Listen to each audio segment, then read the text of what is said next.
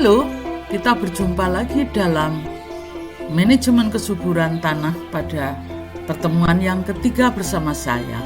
Sesuai dengan RPS yang ada, kali ini kita akan mendiskusikan tentang teknik pengelolaan kesuburan tanah. Saya akan mendiskusikan terutama berhubungan dengan aspek biologi tanah, yaitu prinsip sinkronisasi dan sinlokasi ketersediaan hara dengan kebutuhan tanaman. Ada 3 capaian pembelajaran yang akan kita peroleh hari ini adalah yang pertama, kita harus paham masalah kesuburan tanah di daerah tropis. Yang kedua, berhubungan dengan kita harus paham dengan teori sinkronisasi dan sinlokasi sebagai pengembangan dari teori supply and demand dalam ekonomi. Yang ketiga, ada kita perlu paham akan teknik pengelolaan kesuburan tanah untuk mencapai sinkronisasi dalam mencapai pertanian yang berkelanjutan. Ada 4 bahan bacaan yang saya gunakan dalam materi ini. Yang pertama adalah Driven by Nature, Plant Litter Quality and Decomposition oleh George Cadiz and Ken Keeler. Ini banyak sekali hasil-hasil penelitian di seluruh dunia dipublikasikan dalam buku ini. Buku yang kedua dari Pedro Sanchez merupakan second edition, Properties and Management of Soils in the Tropics. Ini juga lengkap sekali isinya, dan yang the most concentrated di soil biology adalah buku The Biological Management of Tropical Soil Fertility oleh Paul Woomer dan Mike Swift dari TSBF. Yang keempat, ini merupakan kepanjangan sebenarnya, kepanjangan dari TSBF. Ini merupakan hasil penelitian dari tim Universitas Brawijaya, Fakultas Pertanian selama 15 tahun di Lampung Utara. Pengelolaan tanah masam secara biologi. Buku ini dapat diakses di website baik di Research Group Agroforestry atau di website dari ICRAF.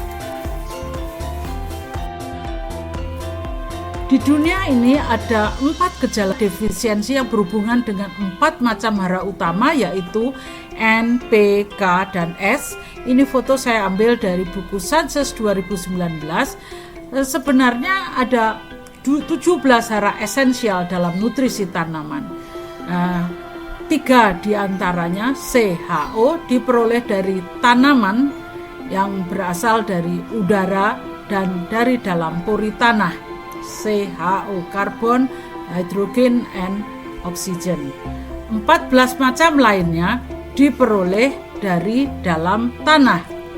Yang kalian bisa perhatikan di sini, gejala defisiensi bisa dilihat yang N bagaimana, yang P seperti apa, yang K itu walaupun sama-sama kuning namun posisinya dalam daun itu yang sebelah mana, yaitu beda apa tidak antara N dan K, dan juga dengan S.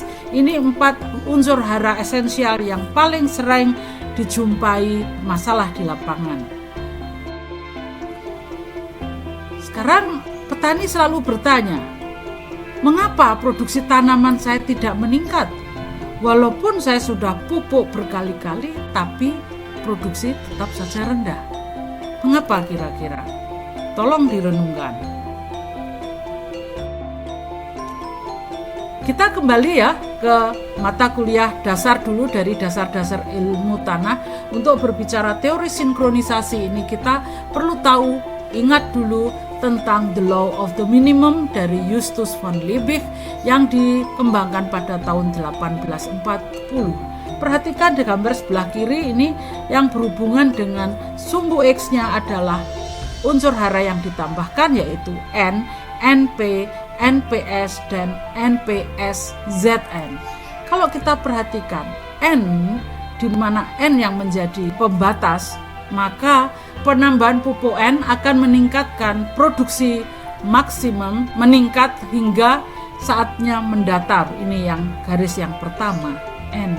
Kemudian selanjutnya P menjadi pembatasnya. Jadi maka ada penambahan NP karena ini ada N ini tadi, penambahan tidak meningkatkan produksi tanaman sampai maksimum. Ternyata baru sepertiga jalan itu terjadi flat, jadi plateau yield for nitrogen, ya, karena produksi tanaman atau pertumbuhan tanaman masih dibatasi oleh kekurangan P. Selanjutnya ditambahlah NP. Kemudian dengan adanya penambahan P terjadi peningkatan, ya, tapi sudah leveling off lagi, plateau yield for phosphorus. Jadi phosphorus itu hanya mencapai pada grade yang kedua di sini. Kemudian masih dibatasi bahwa yield limited by sulfur. Jadi masih dibatasi lagi oleh sulfur. Oke, karena untuk ingin meningkatkan ke produksi yang maksimum, maka ditambahkanlah zinc karena di sini ada indikasi terjadi defisiensi zinc. Tetapi nampaknya dengan adanya peningkatan hara, penambahan zinc ke dalam sistem, ternyata tidak bisa meningkatkan lebih tinggi lagi dari maksimum yield dari genetic yield limit. Jadi di atas perlakuan pupuk ini tadi masih ada faktor genetik yang membatasinya. Ini saya ambil dari Census 2019. Jadi tidak hanya genetik saja, tetapi juga manajemen suhu dan radiasi matahari akan membatasi pertumbuhan maksimum dari tanaman. Hal kedua yang perlu kita ketahui dalam mempelajari teori sinkronisasi ini, kita harus paham dulu tentang kurva serapan hara, tentang serapan hara. Kembali kita tunjukkan di sini ada sumbu X, ada zona dibagi 3 zona. Planting itu awal pertumbuhan, crop maturity masa pertumbuhan maksimum, dan kemudian harvesting. Yang sumbu Y adalah nitrogen uptake in plant tissue, kilogram nitrogen per hektarnya. Ya, maksimum itu adalah 200 kg N per hektar. Kita perhatikan di sini bahwa teori ini tidak seperti teori dari minimum dari Liebig. Respon serapan hara di awal itu tidak linier, tetapi di sini adalah kuadratik. Serapan hara itu kuadratik. Pada saat awalnya datar, kemudian meningkat tajam. Tanaman menunjukkan respon terhadap penambahan hara, terutama pada masa pertumbuhan. Pada saat planting masih flat dikarenakan masih ada cadangan hara dari biji. Selanjutnya, tanaman membentuk akar-akar baru dan akar-akar tersebut menyerap air dan hara dari dalam tanah, dan selanjutnya mengantarkan pertumbuhan yang sangat pesat dari tanaman dan mencapai pada masa panen maksimum, pertumbuhan maksimum, dan akhirnya panen ini sudah tidak ada uptake lagi. Jadi dibagi ketiganya ini dibedakan dari masa pertumbuhannya. Jadi tanaman hanya menyerap hara bila saat dia membutuhkan saja. Selanjutnya kita akan masuk ke dalam teori sinkronisasi. Teori sinkronisasi ini dikembangkan berdasarkan theory of supply and demand dalam ekonomi, yang merupakan hubungan antara quantity and price dan supply. Price, apabila price-nya ini bagus, harga melambung, nah daya beli masyarakat tidak bisa memenuhi harga yang berkembang, maka permintaan demand akan berkurang, yang akan menurun. Namun apabila seperti yang terjadi pada saat lockdown ini kemarin, orang tinggal di rumah. Sebagai contoh, orang tinggal di rumah, dia merasa harus mengerjakan sesuatu, jenuh kan, kemudian membeli barang-barang yang sebenarnya tidak terlalu penting amat. Misalnya dengan tanaman hias. Tapi ini adalah untuk menghibur diri karena berada di rumah, jadi merupakan kebutuhan, sehingga permintaan ini akan meningkat. Nah, karena permintaan ini meningkat, maka ini mulai bergeser demand-nya bergeser dari yang bergaris hitam ini, putus-putus warna hitam, bergeser ke kanan. Bergeser ke kanan, terjadi pelonjakan permintaan. Nah, sebagai supplier ini atau produser akan memberikan supply, terjadi peningkatan supply yang sebanding dengan besarnya demand. Dengan demikian, kuantitasnya ini akan berubah, akan meningkat dari kuantitas Q0 ke Q1. Jadi teori teori of supply and demand ini, supply-nya ini adalah melihat demand-nya. Jadi tidak akan dia memberikan sebanyak-banyaknya karena akan rugi. Maka kita berikan dalam jumlah sesuai dengan permintaannya. Jadi ini adalah teori yang akan kita aplikasikan dalam pemberian hara atau pembenahan hara dalam tanah secara biologi. Jadi sesuai dengan kebutuhan tanamannya.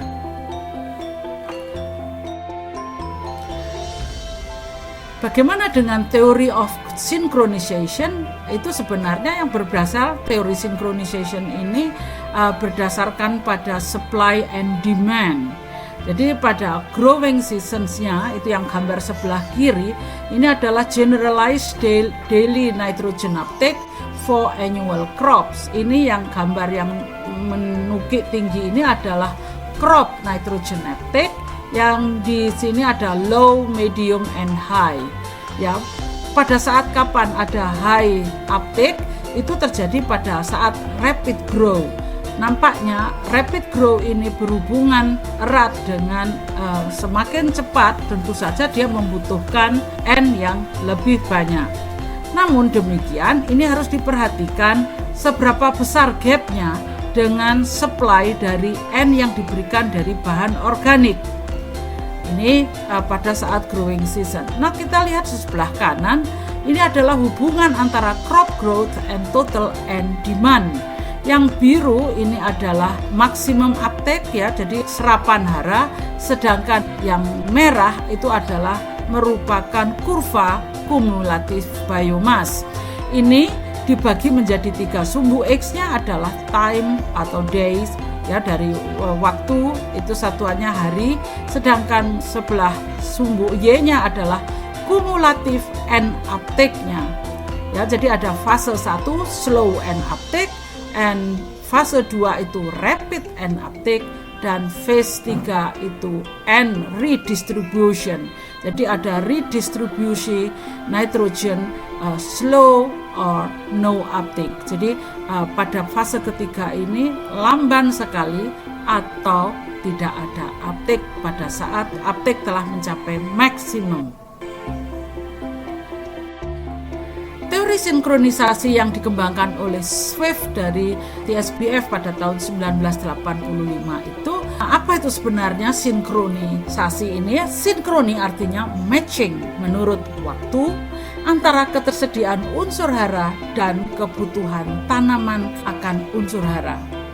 Jadi, bila penyediaan unsur hara itu tidak match dengan saat tanaman membutuhkannya, maka tanaman akan menderita defisiensi unsur hara, atau sebaliknya apabila penyediaannya terlalu banyak, maka kelebihan unsur hara ini yang tersedia ini melebihi jumlah yang dibutuhkan tanaman. Ini yang berisiko besar untuk mengalami kehilangan, entah itu melewati pencucian atau melalui volatilisasi, atau bisa juga diubah menjadi bentuk lain, menjadi bentuk yang tidak tersedia bagi tanaman. Dalam teori sinkronisasi ini, pelaksananya akan menghadapi tantangan, antara lain bahwa sinkronisasi ini bisa juga tidak terjadi atau asinkroni dikarenakan penyediaan hara lebih lambat daripada saat tanaman membutuhkannya. Yang kedua, penyediaan hara lebih awal dibanding saat tanaman membutuhkannya.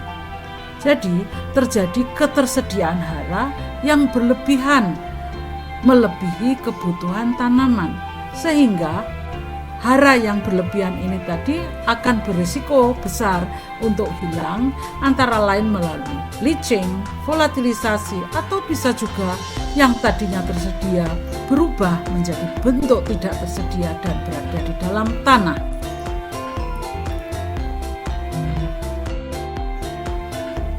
Tantangan dalam sinkronisasi ini dalam buku Pedro Sanchez disebutkan bahwa sebagai contoh dari gambar di sebelah kanan ini bahwa asinkronisasi itu dapat terjadi saat perkecambahan biji dengan ketersediaan hara saat pemupukan dasar sebelum tanam itu tidak akan diserap.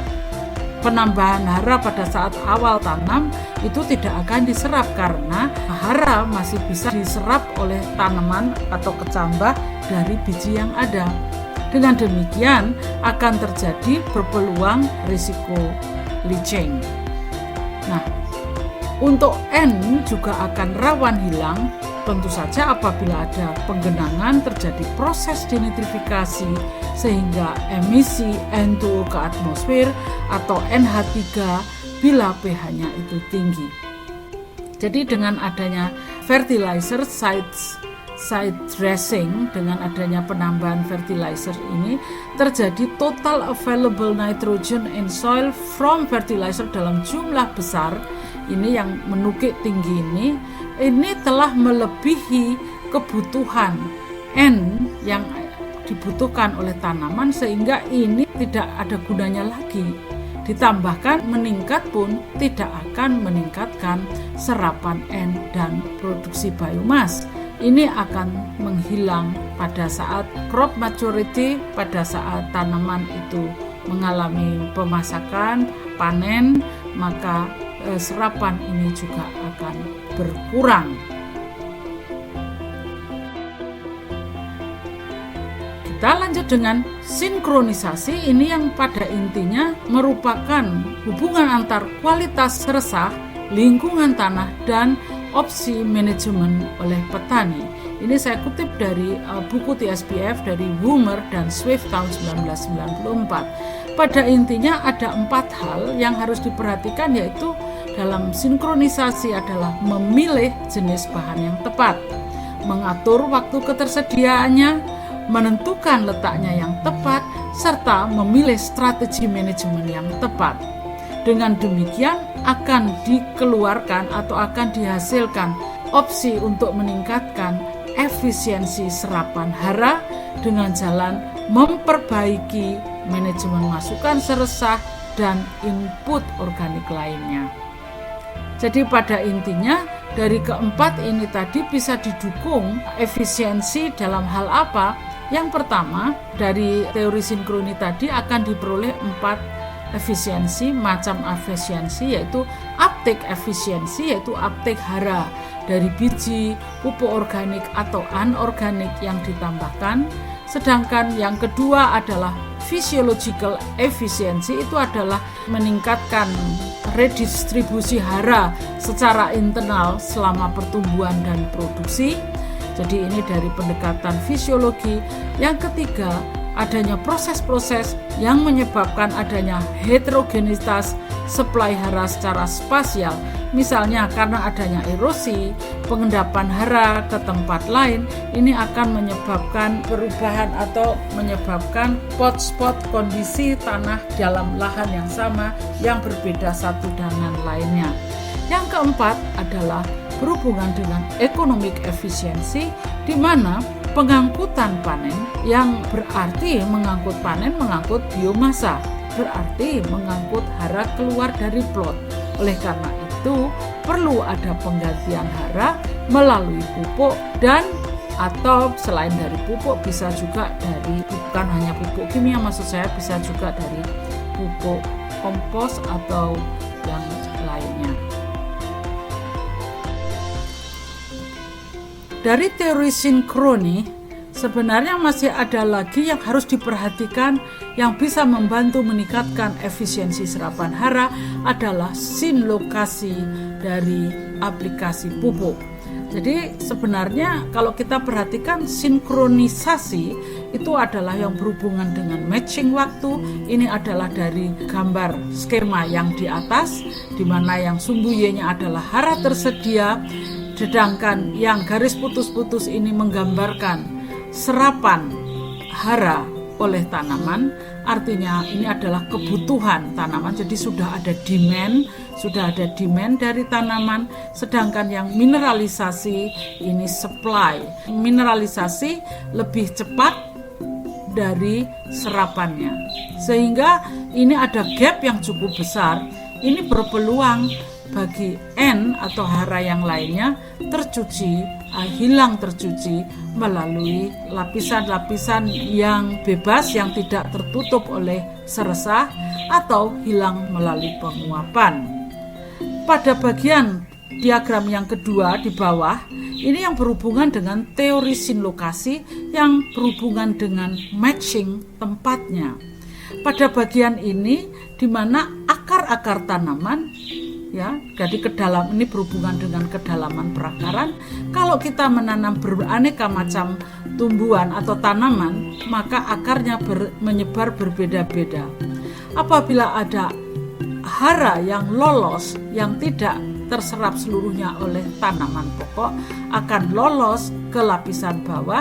Apabila ada akar-akar tanaman yang beraneka macam dan kedalaman ini, maka tanaman ini tadi dapat berperan sebagai jaring penyelamat hara yang selanjutnya menyerap, memanfaatkan hara yang hilang tadi untuk digunakan, diasimilasi dalam hidupnya menjadi biomas, menjadi biomasa.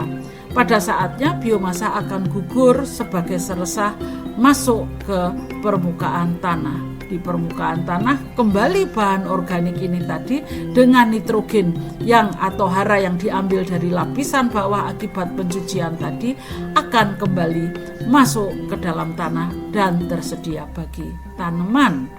Jadi kedua teori ini tadi, strategi sinkronisasi dan sinlokasi untuk sistem pertanian dengan masukan rendah, ini sangat penting dan perlu untuk dipahami dan ditingkatkan oleh para petani dan manajer atau pendampingnya.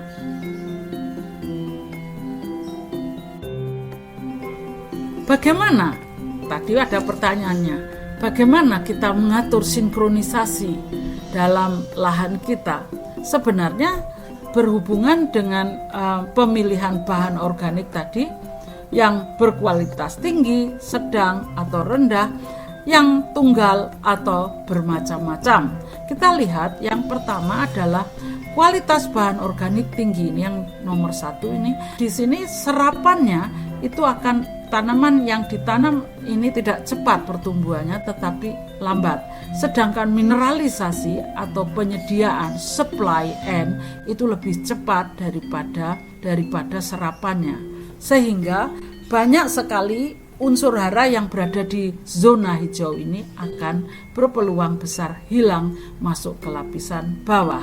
Ini apabila bahan organik yang kita tambahkan itu berkualitas tinggi, cepat dekomposisi dan mineralisasi, sehingga melebihi jumlah yang ada di dalam tanah, yang dilepaskan ke dalam tanah melebihi kebutuhan tanaman, sehingga hilang.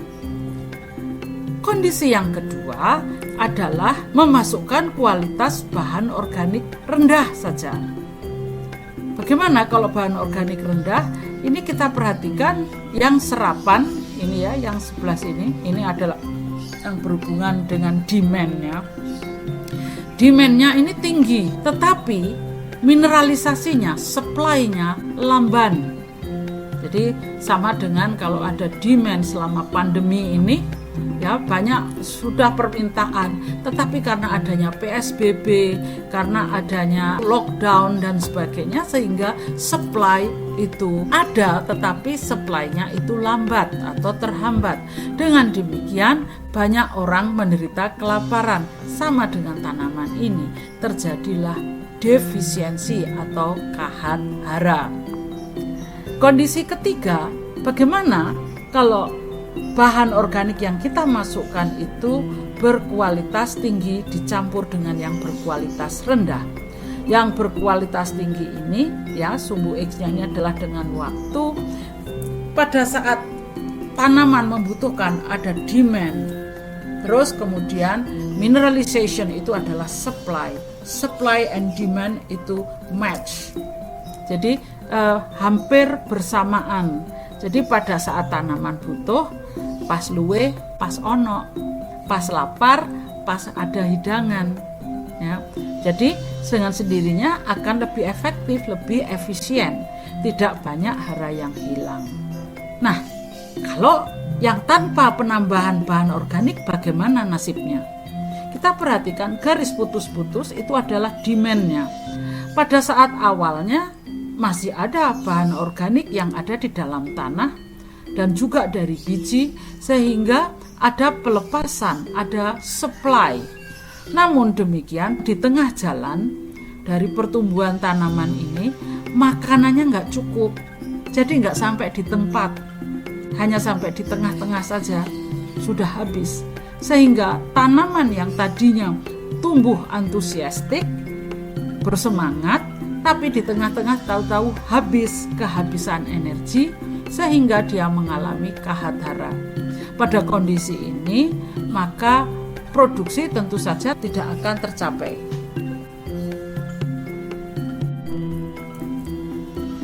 Selanjutnya kita berikan satu contoh tentang sinlokasi, letak pupuk di dekat akar tanaman. Ini adalah salah satu cara bagaimana meningkatkan kontak antara hara dengan akar tanaman. Sama dengan kalau kita mau makan, makanannya kalau dekat dengan kita, di dekat kita sini di meja makan, kita akan mudah makannya, kita akan cepat memakannya. Walaupun lapar, tapi kalau misalnya saya harus mengambil makanan itu 5 km dari saya, ya mana mungkin makanan itu bisa terserap. Jadi tidak cukup hanya dengan sinkronisasi, tapi kalau akar tidak bisa menjangkau, tangan kita tidak bisa menggapai, tentu saja tidak akan terjadi serapan ini. Jadi ini contohnya adalah aplikasi pupuk majemuk NPK Ponska dengan sistem alur, di mana alur dibuat dengan menggunakan cangkul berjarak 1 meter dari batang. Apa alasannya mengapa 1 meter dari batang? Ini saya belum tahu. Mungkin sudah ada penelitian bahwa pada jarak 1 meter dari batang ini banyak terdapat akar-akar tanaman. Semakin jauh mungkin kerapatan akarnya berkurang. Maka supaya maksimum atau supaya optimum diserap oleh tanaman, diletakkanlah dalam jalur seperti ini. Contoh yang kedua adalah aplikasi pupuk majemuk khusus Pamavert. Ini adalah pupuk majemuk juga dalam lubang yang dibuat sedalam 10 cm saja. Jadi pemberiannya adalah menggerombol begini tapi tidak berupa jalur. Berjarak 1 meter dari batang. Namun letaknya berdekatan satu sama lain.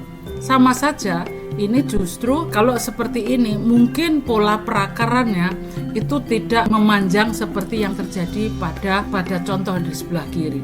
Jadi pengaruh dari jenis tanaman yang ditanam, pola tanamnya itu akan mempengaruhi terhadap pola sinlokasi yang akan dilakukan. Jadi pola dari peletakan pupuk di lapangan.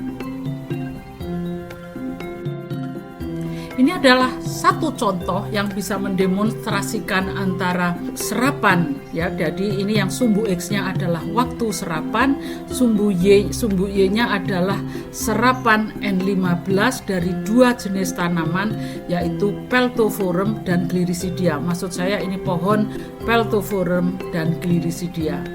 Pupuk N15 itu diberikan ke dalam tanah, ditebarkan, dan beberapa minggu kemudian diambil sampelnya, dianalisis N15 yang diberikan itu masih bisa ditemukan pada kedalaman berapa. Ya, jadi kita perhatikan yang kotak, simbol yang kotak itu dari Gliricidia, sedangkan yang bulat itu dari Peltophorum. Apa ini artinya? Kalau yang Gliricidia, kotak ini ya, dari atas sampai kedalaman 60 cm tidak berbeda, sama saja. Sedangkan yang Peltophorum itu ada peningkatan secara bertahap, mulai dari kedalaman lebih dari 10 cm. Semakin ke dalam, semakin meningkat, terutama pada kedalaman 60 cm ini. Pertanyaan saya, apa artinya? Mana yang lebih efisien dalam menyerap hara N? Apakah Gliricidia ataukah Peltophorum? Silahkan tulis jawaban saudara pada catatan Anda sendiri. Berikutnya, ini adalah berdasarkan modeling tentang safety net efisiensi. Ini pada sumbu Y itu adalah safety net efisiensinya. Jadi keserapan ya ditentukan oleh root length density-nya. Jadi kerapatan atau total panjang akar ini menentukan pada tingkat efisiensi dari pupuk.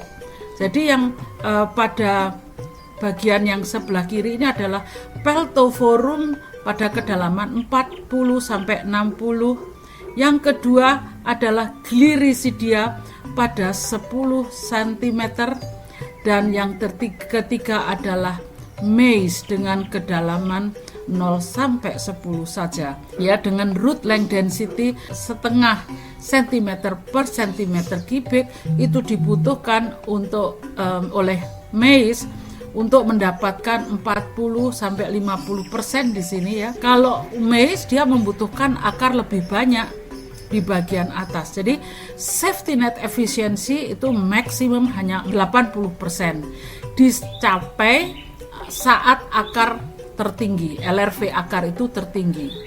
Beberapa hal yang mempengaruhi antara lain adalah intensitas dan jumlah curah hujan.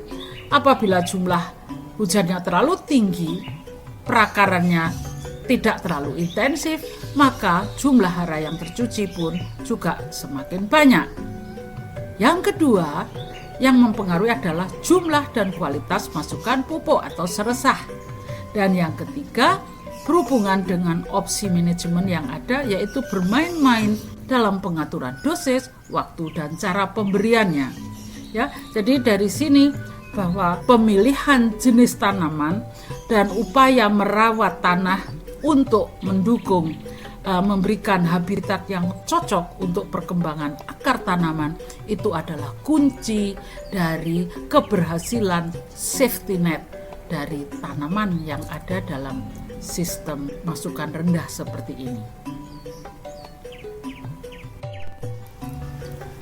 Mari kita bersama-sama melihat contoh hasil penelitian di California yang dilakukan oleh Kramer dan kawan-kawan yang berhubungan dengan masukan kombinasi antara anorganik dan organik sebagai teknik alternatif untuk mensinkronkan ketersediaan nitrogen atau supply nitrogen dengan demand dari tanaman. Tujuan utamanya adalah dari sistem ini untuk mencari sistem tanam alternatif dengan tujuan untuk meminimalkan kehilangan nitrogen yang berlebihan dan memaksimalkan efisiensi penggunaan N dan memenuhi kebutuhan tanaman. Ada 3 grup sebenarnya yang diuji, yang berhubungan dengan farming system, berhubungan dengan konvensional, kedua adalah low input, dan yang ketiga adalah organic, sistem organik. Karakteristiknya ada di dalam tabel 1, nanti kalian bisa baca sendiri artikelnya, saya akan lampirkan di dalam Google Class. Ya, jadi yang sistem organik ini tadi bisa menggunakan composted dari animal manure, dari pupuk kotoran hewan. Winter cover crop itu adalah vetch yang digunakan atau peas, ini gambarnya di sebelah kanan, dan tidak ada aplikasi pesticide. Sedangkan yang low input itu adalah mengurangi jumlah inorganic and fertilizer, menggunakan pupuk organik vetch tadi LCC, winter cover crops, dan reduce amount of pesticide. Ini yang low input. Kemudian yang konvensional itu purely based on the synthetic and fertilizers and pesticide use at conventional rates. Jadi seperti apa adanya, diberikan pupuk dan pestisida dalam jumlah yang tidak dikurangi dan tidak ditambah. Ya, mari kita lihat bagaimana hasilnya. Hasil yang pertama ditunjukkan tentang persen total nitrogen derived from 15L and label inputs. Jadi pada percobaan ini digunakan pupuk N berlabel, yaitu pupuk isotop, agar bisa di-trace, ada tracer study, jadi bisa diikuti dan tidak akan terurai ke dalam bentuk apapun. Sehingga kini kita bisa lihat yang paling banyak yang diserap adalah yang konvensional. Jadi persen DF, ya, persen of total nitrogen derived from 15 and label inputs in conventional low input and organic cropping systems. Ya, jadi yang terakhir adalah organic cropping system. Kita lihat tentu saja yang konvensional ini paling tinggi 15 and label yang ditemukan. Ya, jadi sistem tanam ini tadi ada ketersediaan N ini tadi, N persen NDF label source ini dianalisis dari N15 yang diserap oleh jagung. Kemudian bagaimana kumulatif temporal uptake dari nitrogen, yaitu perhatikan saja bahwa serapan N dari fertilizers itu fertilizers N itu yang bawah, yang atas adalah total N. Ini adalah untuk menunjukkan proporsi N dari N15 dengan total N-nya. Yang total N tentu saja lebih tinggi daripada yang N15. Ini bisa dilihat pada yang konvensional sudah mulai mendatar, ya, pada hari ke-90. Jadi analisisnya dilakukan setiap 10 hari sekali. Kemudian yang low input dengan 15N fertilizers itu polanya sama dengan low input yang 15N berdasarkan 15N dari pupuk organik. Kalau yang di sebelah yang nomor B ini adalah low input dari N fertilizers, N15 fertilizers.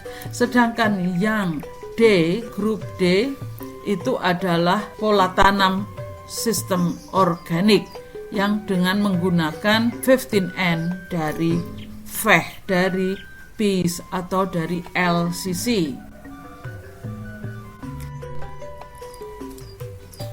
Yang ini adalah temporal N uptake rates, datanya yaitu satuannya kilogram N per hektar per day. Itu dari hasil pengukuran per 10 hari, hasilnya menunjukkan bahwa pada yang konvensional pada hari ke-80 sampai 90 telah terjadi penurunan uptake-nya.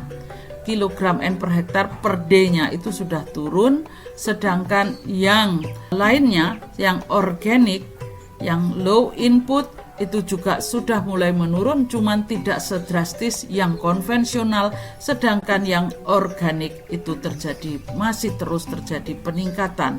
Hal ini menunjukkan secara tidak langsung bahwa ini adalah serapan per hari. Ini menunjukkan bahwa masih terus ada peningkatan. Itu berarti bahwa ketersediaan, ada match antara ketersediaan N atau supply N dari pupuk organik dengan kebutuhan tanaman. Jadi kalau kita baca lebih jauh, tingkat serapan N dari pupuk ini mencapai puncaknya pada 4,3 kg N per hektar ya per hari antara waktu 70 sampai 80 hari. Sedangkan dari residu FECH itu mencapai atau LCC mencapai maksimum hanya 0,6 kg N per hektar per hari selama periode yang sama. Yang menarik adalah walaupun uptake-nya itu jauh lebih besar di sistem konvensional dan hanya sedikit saja per harinya di sistem organik, namun hasil gabah dan N saat panen itu tidak berbeda antar sistem tanam. Meskipun ketersediaan N secara temporal dan kuantitatif berbeda dari input N organik dan anorganik. Jadi ini adalah contoh yang sangat bagus untuk menunjukkan bahwa hasil optimal dapat dicapai dengan pengelolaan yang menggunakan sumber N dari teknologi alternatif tadi dan dapat berhasil menyesuaikan atau mensinkronkan antara ketersediaan N dengan serapan tanaman. Jangan lupa baca lebih detail sendiri apa isinya untuk memahami dari teori sinkronisasi ini. Kita hanya paham sinkronisasinya saja, teorinya, tetapi tidak tahu bagaimana kenyataannya. Itu saya rasa tidak lengkap pengalaman ini. Kalian masih belum pahamnya masih belum bisa mencapai optimal. Selanjutnya adalah bagaimana kita mengimplementasikan a complicated theory dari sinkroni ini ke dalam prakteknya di lapangan. Ini di contoh yang saya ambil ini, saya kutip dari paper yang ditulis oleh Sheryl Palm pada tahun 2001 tentang yaitu pembuatan penyusunan decision tree for selecting organic matter based on the litter quality. Jadi litter quality ditentukan berdasarkan kandungan N, lignin, dan polifenolnya. Menurut Palm ini akan terjadi mineralisasi apabila persen N-nya itu lebih besar dari 2,5%, ligninnya kurang dari 15%, dan ditambah lagi dengan polifenol yang kurang dari 4%. Jadi pohon keputusan ini dari menggunakan data yang bahan organik yang berkualitas tinggi, yang mudah dilapuk, ini diperoleh 4 kategori. Kategori yang pertama adalah bahan yang dapat digunakan ini untuk diaplikasikan langsung ke tanah. Ya, jadi bahan organik yang ligninnya itu kurang dari 15%, fenolnya kurang 4%, ini bisa diaplikasikan langsung ke tanah sebagai sumber N.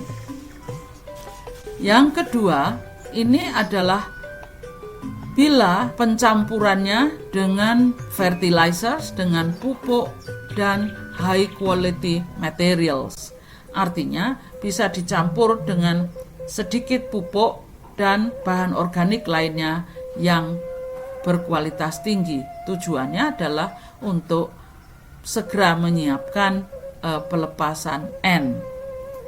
Kelompok yang ketiga, kalau kita ingin mengkomposkan terlebih dahulu, bisa juga dilakukan mix dengan fertilizer dan dicampurkan dengan kompost. Sedangkan yang keempat itu ya bisa dilakukan tidak dikomposkan tetapi ditebarkan sebagai mulsa untuk pengendalian evaporasi yang berlebihan di musim kemarau atau pengendalian limpasan permukaan dan erosi di musim penghujan. Jadi ini kira-kira bagaimana strateginya kita membuat pohon keputusan atau decision tree untuk menentukan kira-kira positif dan negatif dari suatu keputusan. Ya. Selamat berlatih. Setelah kita paham tentang teori sinkroni, sekarang pertanyaan berikutnya, can synchrony be farmer friendly? Ini bisakah dimanfaatkan oleh petani dengan mudah? Banyak sekali contoh-contoh yang saya baca tentang pengambilan keputusan di level petani, di mana peneliti, pengambil kebijakan dan sebagainya tidak boleh terlalu ikut campur di dalam pengambilan keputusan ini, agar keputusan dan pelaksanaannya, implementasi di lapangan ini bisa berjalan dengan harmoni. Sebagai contoh di sini adalah decision tree for Northeast Thailand farmers. Itu berhubungan dengan strategi to integrate trees into their farms. Jadi ini dalam kaitannya dengan pengembangan agroforestry. Yang menjadi bahan pertimbangan yaitu 5 sebenarnya.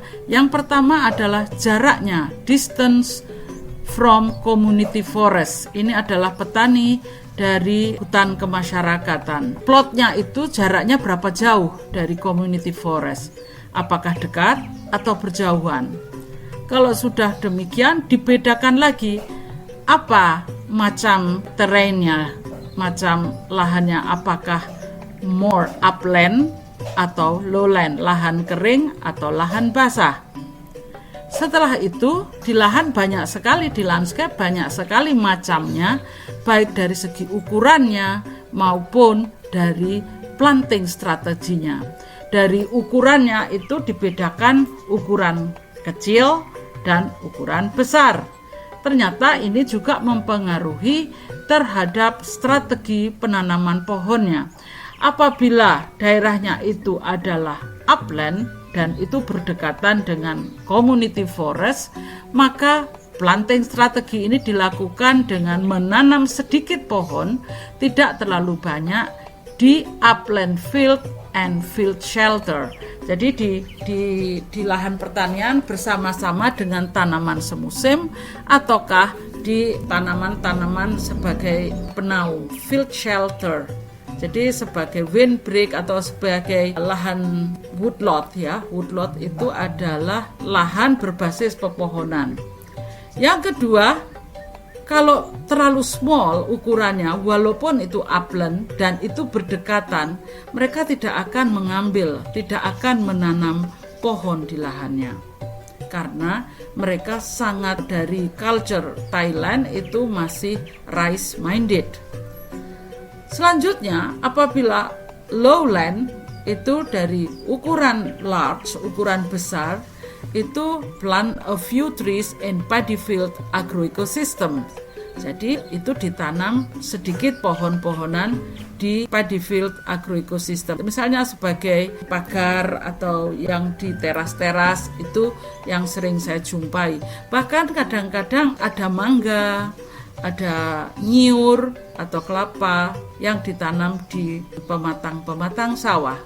Apabila ukuran lahannya itu small, kecil, maka kembali mereka akan menolak untuk menanam pohon di lahannya.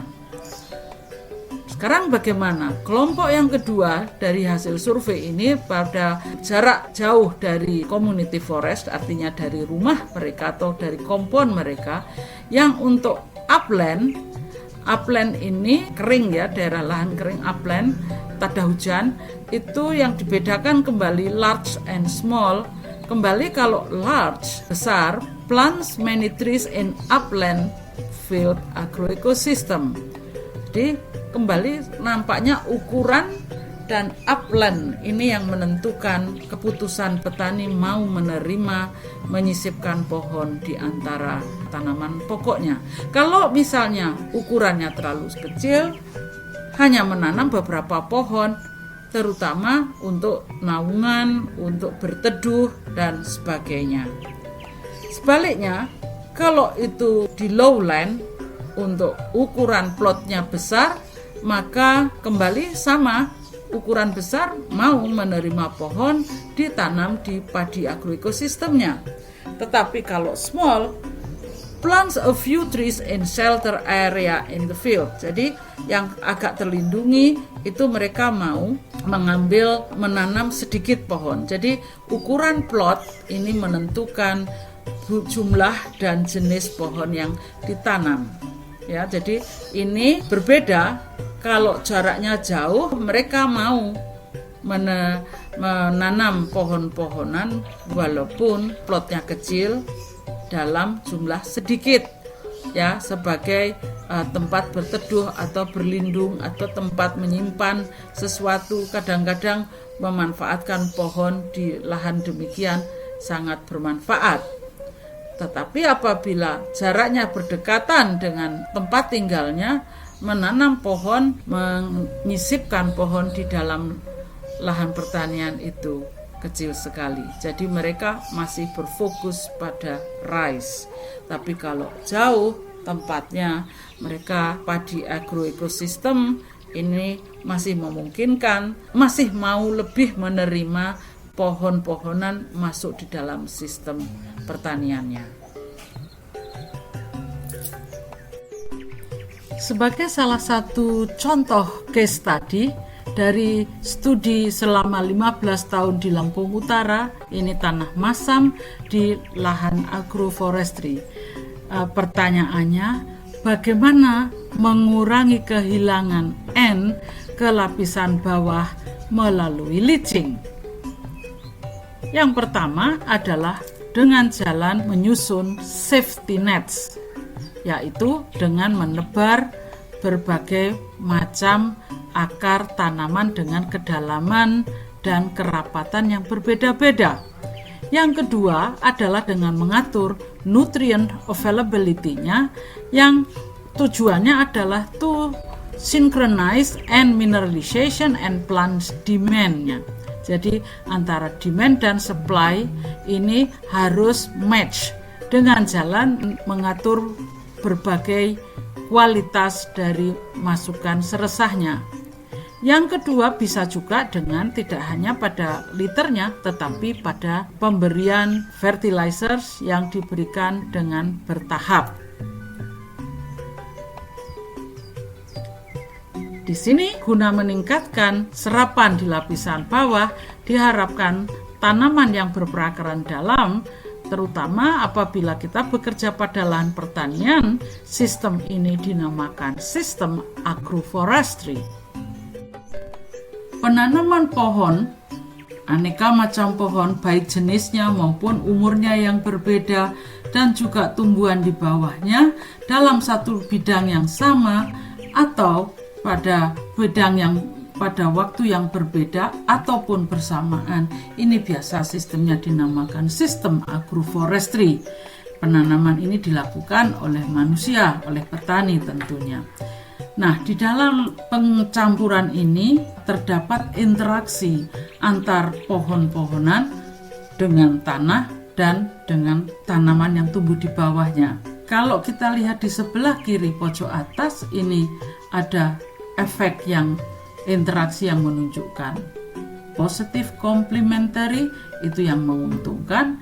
Itu dengan adanya pohon yang memberikan naungan, ini tadi akan melindungi permukaan tanah sehingga mempertahankan kelembapan tanah. Bahan organik yang masuk ke dalam tanah akan dirombak oleh organisme tanah, meningkatkan porositas dan meningkatkan ketersediaan hara. Selain itu, masuknya bahan organik ini akan mempertahankan rantai makanan dalam tanah sehingga dapat mempertahankan keanekaragaman simbion. Dan selanjutnya, dengan adanya pohon yang memiliki aneka macam akar, kedalaman akar tanaman, ini akan menciptakan jaringan penyelamat hara. Sedangkan efek negatifnya, interaksi ini juga bisa meningkatkan negatif competition. Itu apabila ada serapan air dan hara yang diperoleh melalui kompetisi. Karena jumlahnya yang tersedia, yang dibutuhkan dalam jumlah banyak pada waktu yang bersamaan. Dengan demikian mulailah terjadi kompetisi. dan selanjutnya ada peluang salah satu spesies menjadi inang bagi hama dan penyakit. Ini kira-kira yang antara lain tree soil crop interaction ini yang perlu dipahami, dan ini telah menjadi bagian dari penelitian rutin di Fakultas Pertanian Universitas Brawijaya, yaitu di UB Forest.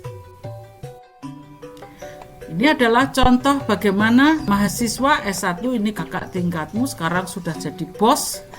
Ini dulu melakukan pengamatan perakaran seberapa dalam akar dari sengon. Ini dilakukan pada tanah masam. Perhatikan saja, lapisan organiknya hanya sekitar 10-15 cm saja. Di bawahnya ada mottling, ada konkresi ya. Ini akibat adanya penggenangan di lapisan bawah. Ini yang menyebabkan akar-akar tanaman kurang bisa berkembang dengan baik di lapisan bawah. Ini pengamatan perakaran ini dilakukan secara destruktif pada berbagai kedalaman dan berbagai jarak terhadap pohon. Bagaimana kalau dikombinasikan dengan tanaman semusim? Bagaimana tidak hanya kompetisi akan terjadi di bagian atas tapi juga di bagian bawah. Tidak selalu agroforestry itu memberikan efek positif, tapi bisa juga efek negatif dari kompetisi terhadap suatu sumber daya yang jumlahnya hanya sedikit. Perakaran dari glirisidia dan jagung pada tanah masam di Lampung Utara berkembang di lapisan kedalaman 0 sampai 20-25 cm, sehingga ini berpeluang besar terjadinya kompetisi. Demikian juga tajuknya juga untuk glirisidia itu berkembang lebar sehingga memberikan naungan yang terlalu banyak untuk jagung. Nah, bagaimana pengambilan sampelnya? Sampel tanah ini diambil pada berbagai kedalaman per 10 cm hingga 80 cm. Di sini diambil contoh tanah untuk melihat bagaimana dengan nitrogen, apakah ditemukan pada lapisan sedalam itu. Berapa sebenarnya kedalaman akar yang kita butuhkan untuk mengurangi terjadinya kompetisi dan bisa sekaligus menjadi jaring penyelamat hara yang bisa mengurangi kehilangan hara? Pemilihan jenis tanaman yang mempunyai kedalaman akar tanaman yang dalam dan intensif di lapisan bawah merupakan kunci keberhasilan dari upaya peningkatan efisiensi serapan hara. Salah satu contoh di sini ada efisiensi jaring penyelamat hara menggunakan estimasi Wanulkas dengan menggunakan data-data yang kita peroleh dari pengukuran di lapangan. Pengukuran dilakukan terhadap kerapatan perakaran dari mahoni, sengon, karet, dan oil palm. Hasilnya di sebelah kanan, yaitu yang saya tunjukkan di sini adalah jumlah N tercuci, kemudian efisiensi jaring penyelamat hara, dan total N ini berhubungan dengan serapan. Kita perhatikan di sini ada interaksi antara mahoni dengan jagung, mahoni dengan ubi kayu, kemudian sengon dengan ubi kayu, karet, kemudian ini ada kelapa sawit, dan yang terakhir adalah monoculture cassava. Hasilnya N yang tercuci yang terbesar di sini adalah di cassava monokultur.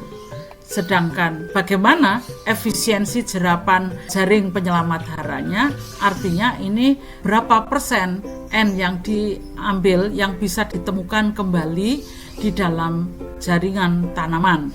Hasilnya menunjukkan bahwa yang bisa tinggi ini adalah serapan antar berbagai jenis pohon ini, mahoni, sengon, karet, sawit, semuanya sama, kurang lebih antara 70-80%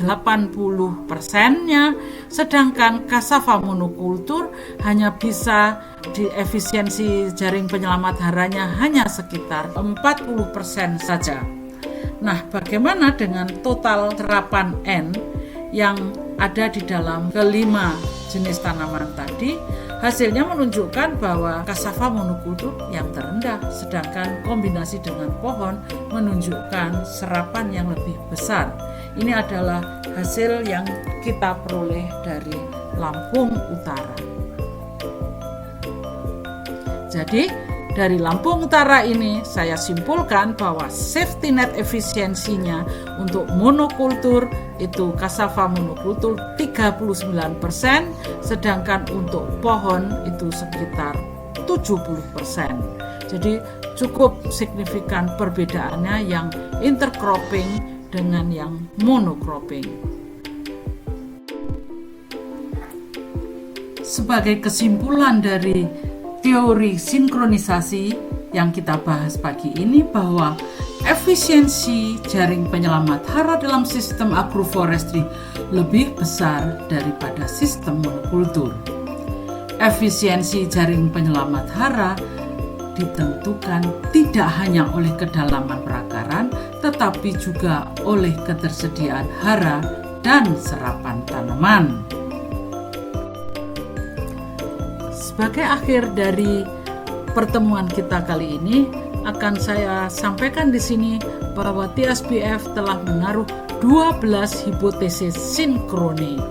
Yang pertama adalah bahwa produksi maksimum tanaman dapat diperoleh dengan penambahan pupukan organik dengan mengatur waktu pemberiannya dan pemilihan jenis pupuknya.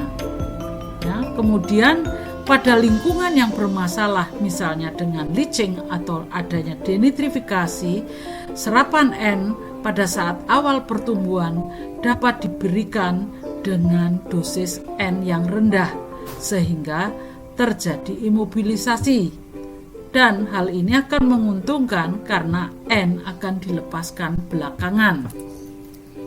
Yang ketiga, bahwa stabilisasi bahan organik dalam tanah dapat dicapai melalui pemberian pupuk N anorganik dan bahan organik dengan CN yang tinggi. Yang keempat, bahan organik berkadar lignin tinggi akan menyebabkan net mineralisasinya rendah pada musim pertumbuhan 1, tetapi pada musim pertumbuhan berikutnya akan melepaskan N dalam jumlah yang lebih besar. Hipotesis yang kelima, bahwa bahan organik yang mengandung banyak tanin akan melapuk lama, tetapi setelah itu akan melepaskan hara dalam jumlah yang besar, sama halnya dengan yang kasus tadi pada kandungan lignin yang tinggi. Imobilisasi P oleh mikrobia atau blocking P sorption atau adanya P fiksasi, perbaikannya di daerah tropis dapat dilakukan dengan penambahan bahan organik dan sedikit P. Hipotesis yang ketujuh, bahwa efisiensi penyerapan hara itu akan meningkat seiring dengan meningkatnya umur dari tanaman tahunan. Kemungkinan juga bisa terjadi pada tanaman yang berumur pendek. Yang kedelapan, efisiensi serapan hara dari suatu sistem akan meningkat pada tanaman yang pertumbuhannya cepat, berperakaran intensif, dan dalam. Hipotesis yang kesembilan, pembenaman input organik berlawanan dengan aplikasi di permukaan tanah justru mempercepat pelepasan nutrisi sehingga memberikan opsi lain untuk memodifikasi efisiensi serapan hara. Ke-10, perbaikan serapan hara karena aplikasi bahan organik akan terwujud bila tanah tidak mengalami defisit air. Jadi artinya bahwa dekomposisi itu akan berlangsung dengan baik apabila didukung oleh kondisi lingkungan yang kondusif. Tapi apabila ada defisit air ataupun peningkatan pH yang tiba-tiba tinggi, ini pun juga akan mengganggu serapan hara ini dari bahan organik, tidak akan terwujud. Jumlah dan kualitas masukan seresah dapat mempengaruhi komposisi dan aktivitas fauna tanah yang dapat berpengaruh terhadap sinkronisasi suplai hara dan kebutuhan tanaman. Jadi jumlah dan kualitas seresah ini juga akan menentukan tercapai tidaknya sinkronisasi suplai hara dengan tanaman, sehingga kita harus tahu terlebih dahulu macam seresah apa dan bagaimana pola pelapukannya, pola dekomposisinya. Nomor 12 ini terakhir, kebutuhan untuk sinkronisasi yang tepat dan kebutuhan tanaman dapat dikurangi dengan penyimpanan nutrisi di dalam tanaman yang melebihi kebutuhan langsung tanaman untuk pertumbuhannya. Jadi pada intinya kebutuhan untuk sinkronisasi ini dapat dikurangi apabila hara itu dapat tersimpan dengan baik sebagai stok di dalam tubuh tanaman, sehingga dia tidak akan mempunyai demand yang tinggi, ya, tapi hanya seperlunya karena di dalam tubuhnya cukup banyak. Itu maksudnya. Sebagai penutup, dari teori sinkronisasi ini ada beberapa pertimbangan untuk menseleksi bahan organik yang diharapkan bisa menunjang sinkronisasi dan sinlokasi. Yang pertama, apakah bahan organik ini mengandung unsur hara yang cukup untuk memenuhi kebutuhan tanaman? Jika jumlahnya telah memenuhi, berapa banyak unsur hara yang dilepaskan? Yang ketiga, apakah unsur hara yang ada dalam tanah berada dalam bentuk tersedia? Yang keempat, berapa proporsi hara yang dilepas tersebut dapat diserap oleh tanaman dan beberapa yang tetap tertinggal dalam tanah sebagai bahan organik tanah? Yang kelima, di mana letak unsur hara yang telah dilepaskan selama mineralisasi tersebut? Yang keenam, seberapa dalam dan rapat sebaran akar tanaman dalam tanah? Yang ketujuh, pertimbangan terakhir, bisakah unsur yang tersedia dalam tanah itu dijangkau oleh akar tanaman yang tumbuh saat itu? Jadi ini kira-kira 7 pertimbangan yang bisa dipakai acuan di dalam mendevelop proposal penelitian yang dibutuhkan yang berkaitan dengan sinkronisasi dan sinlokasi. Semoga dengan penggalian teori sinkronisasi dan sinlokasi ini dapat membantu mahasiswa memahami terutama berhubungan dengan efisiensi serapan hara, tidak hanya semata-mata ditentukan oleh jumlah pupuk dan cara pemupukan, namun memahami tentang teori di belakangnya, sehingga apabila ada ketidakberesan di dalam membudidayakan tanaman ini, kita bisa memberikan pertimbangan dan perubahan-perubahan strategi manajemen lahan agar diperoleh lahan yang berkelanjutan. Upaya keras kita dengan mengatur sinkroni antara supply and demand ini, adakah manfaatnya? Tentu saja ada, besar sekali, dan kita bisa connect dengan SDG, Sustainable Development Goals. Kira-kira di bagian mana kita bisa berkontribusi? At least kalau saya lihat di sini, usaha kita ini tadi bisa mendukung di 3 item, yaitu berhubungan dengan hunger, dengan penyediaan pangan, clean water and sanitation, and life below water. Well, of course, a little bit in the climate action. Pada akhir dari pertemuan ini, saya ingin menutup dengan suatu peribahasa bahwa kurang sinkronnya antara supply hara dan demand tanaman itu ibarat kurangnya sinkronisasi antar penari yang akan melakukan performance, sehingga membuatnya terlihat kikuk. Terima kasih. Sebagai tugas kali ini, tugas yang pertama saya berikan tentang challenges to synchronize plants available and with nitrogen demand. Silahkan buka slide player Ini adalah slide ya, baca baik-baik, diikuti animasi, maksud saya animasi video dengan jalan mencatat apa isinya dan meringkas, kemudian cobalah jawab pertanyaan di bawah ini. Apa yang akan terjadi bila bahan organik berkualitas rendah diberikan ke dalam tanah? Yang kedua, berikan jalan keluarnya untuk mengatasi masalah tersebut dan jelaskan dengan keuntungan dan tantangan yang ada. Good luck. That's it.